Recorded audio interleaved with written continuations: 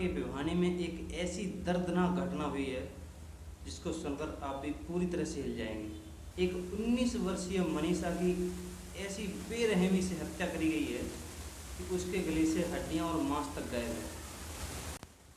अब सवाल ये है कि इतनी क्रूरता क्यों और वहाँ पर सिस्टम की क्या जिम्मेदारी थी। आखिर इतनी बेरहमी से कत्ल किया जिन लोगों ने, उनका डर कहाँ गया था? उन्हें सिस्टम का किसी भी प्रकार का डर क्यों नहीं लगा? ये घटना हरियाणा के भिवानी की है, जहाँ पर एक 19 वर्ष की टीचर महिला जिसका नाम मनीषा था, वो घर से लापता होती है। उसकी रिपोर्ट थाने में लिखवाने गए थे उसके परिवार वाले, माता पिता। आरोप ये है कि पुलिस ने ध्यान नहीं दिया और कुछ ही घंटों बाद उस लड़की का शव खेत में पड़ा मिला।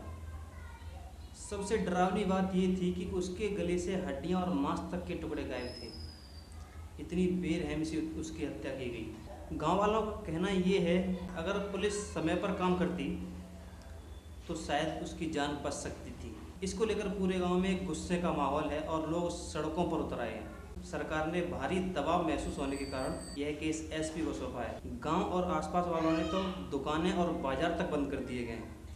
लोग धरना पर बैठे हैं। परिवार वालों ने तो शव लेने तक से इनकार कर दिया। लोग मांग कर रहे हैं कि आरोपी को जल्दी से जल्दी पकड़ा जाए और उसे तुरंत फांसी दी जाए। अब मेन मुद्दा ये है कि ये सीधा सीधा सवाल अपने सिस्टम पर खड़ा होता है। क्या हमारी बहन बेटियां आज भी सुरक्षित नहीं हैं?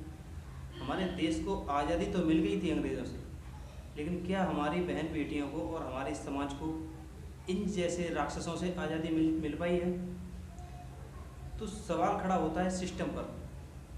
क्या पुलिस को तभी सब चीज़ दिखाई देती है जब लोग सड़कों पर उतरते हैं? उससे पहले इस सिस्टम का कार्य क्या होता है? कहाँ सो जाते हैं ये पुलिस वाले? क्या इनका यही काम है, केस आने के बाद में इनको सब चीज़ पता चले? उससे पहले इनकी क्या जिम्मेदारी बनती है? देश में बार बार ऐसे केस सामने आते रहते हैं। ये केस हमें सोचने पर मजबूर करते हैं कि आखिर हमारी व्यवस्था फेल कहाँ हो रही है। अब सवाल ये है कि हम चुप क्यों रहें? क्या हमारी यही जिम्मेदारी है? क्या हम अपने समाज को न्याय भी नहीं दिला सकते? आप सभी से आग्रह है कि इस बहन को न्याय ज़रूर मिलना चाहिए और इसके लिए आप सभी से गुजारिश है, इस वीडियो को ज़्यादा से ज़्यादा शेयर करो और ज़्यादा से ज़्यादा भारी संख्या में जहाँ पर यह धरना प्रदर्शन हो रहा है वहाँ जा कर के और इस बहन को न्याय दिलवाने में मदद करो। क्योंकि ऐसे ही कांड अगर बार बार होते जाएंगे और हम लोग चुप्पी साध कर बैठे रहेंगे तो वो दिन दूर नहीं कि ये मैटर हमारे घरों तक भी आ सकते हैं।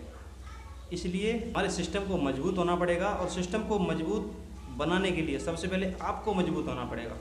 जब तक हम लोग मजबूत नहीं होंगे तब तक हमारा सिस्टम भी इसी प्रकार से काम करेगा।